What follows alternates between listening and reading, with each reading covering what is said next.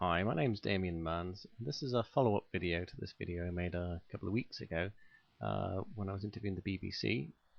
That was our answer to my question about the shoddy coverage of Bilderberg, the BBC charter containing items such as they have to have fair and unbiased coverage of important news items. Bilderberg's very important, and they covered it nothing since the 1950s. And when they were forced to admit it existed, they send crews like this down to skip the protesters. So they are in violation of their charter, and the charter should be revoked. While I was doing the video, I was also moaning about Eastenders. If you heard me, I was saying, this is Flickr TV. It shouldn't. Again, this very, very poor quality programming. Just a quick video here to explain what I was whittering on about now. This is two bunches of numbers that are exactly the same.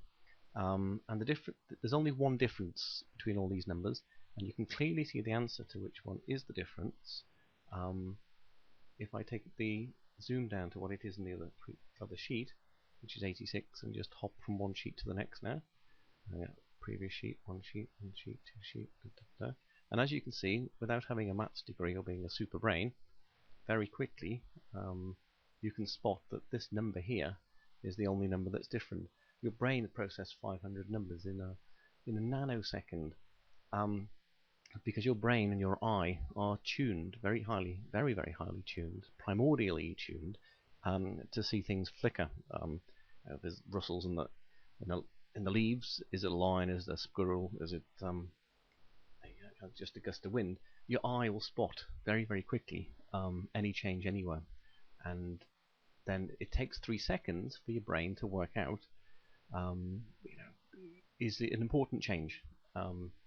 Eastenders doesn't give the human brain the 3 seconds it requires to work this out, and this is what I've just done some bits and pieces on this one. This is an episode of Eastenders, and they flip screen just like that, and like that, 1 second, 2 seconds, 1 second, 2 seconds, and it doesn't give your brain a chance.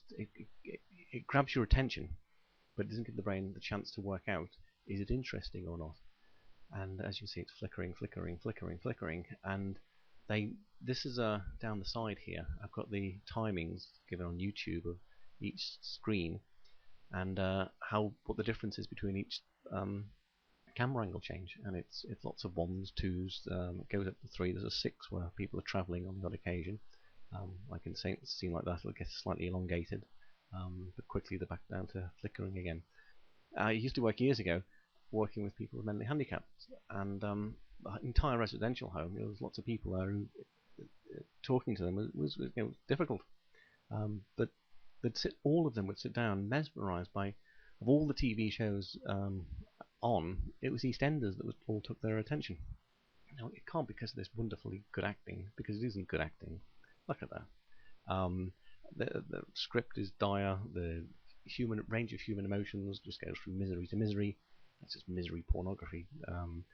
Essentially, one moan after the next. If you went into a real pub in East London, there'd be people laughing and joking, and it doesn't happen in this place.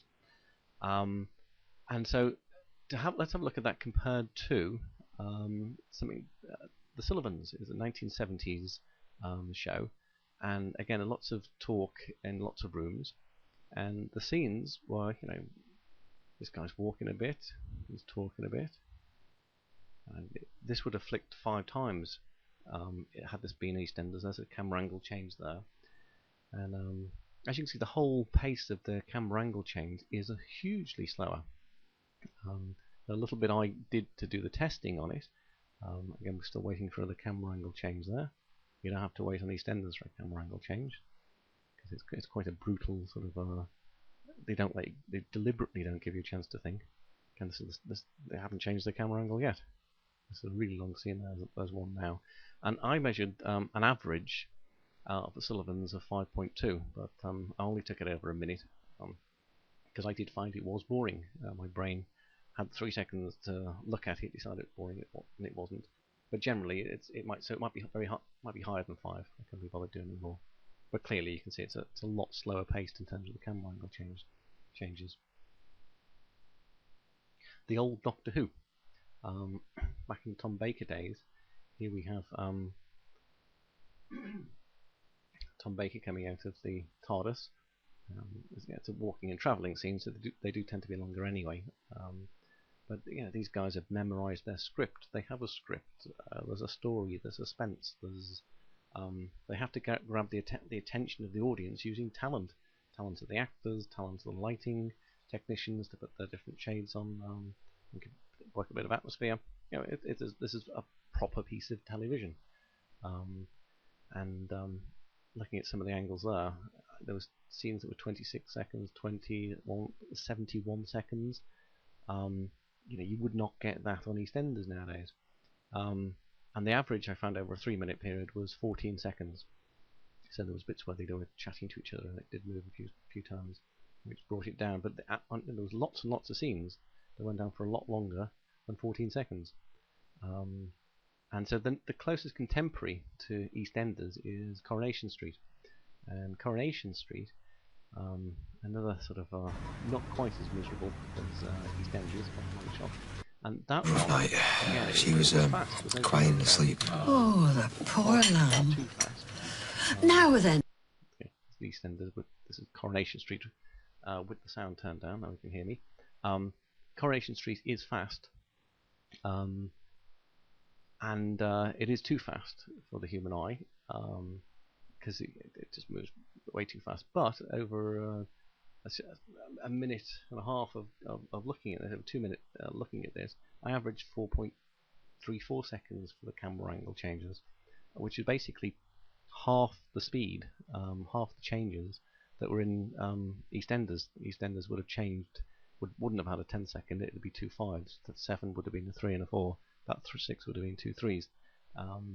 So even Coronation Street is fast, but EastEnders is twice the amount of camera angle changes on the bits and pieces I've just looked at. And I know so basically that's what I was moaning about. It's Flicker TV, which is cheap TV. If you go into a supermarket and you walk out with a bag of stuff that you didn't really kind of think you'd get when you went in there, supermarkets employ psychologists to kind of trick you. They're trying to, they look at the height of where they put things. They look at where your eye movement might go next, and they're very successful at sort of getting you to buy stuff you wouldn't have otherwise bought. EastEnders has clearly hired a psychologist, and that psychologist or a team of them have clearly worked out and have told the editors, you keep chopping the scenes down into very, very less than 3 seconds, and you will maintain your audience because they'll be hypnotized. There won't be I don't know what I'm doing hypnosis, but their attention span, in a similar way, your eye will keep getting drawn, even if you don't want to these flickering numbers.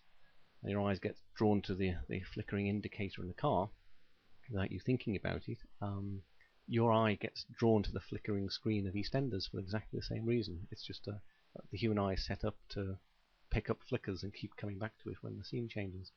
And so that's my complaint, that it's cheap TV. And the charter for the BBC also says it needs to have produce quality programming and entertainment. And this isn't quality. This is a cheap psychological trick which allows them to do very poor script, very poor acting, very poor lighting, very poor everything, but keep people's attention by using this trick. And once again, I think the BBC have failed their charter, and it needs to be revoked. That's what I was talking about in the previous video. Thanks.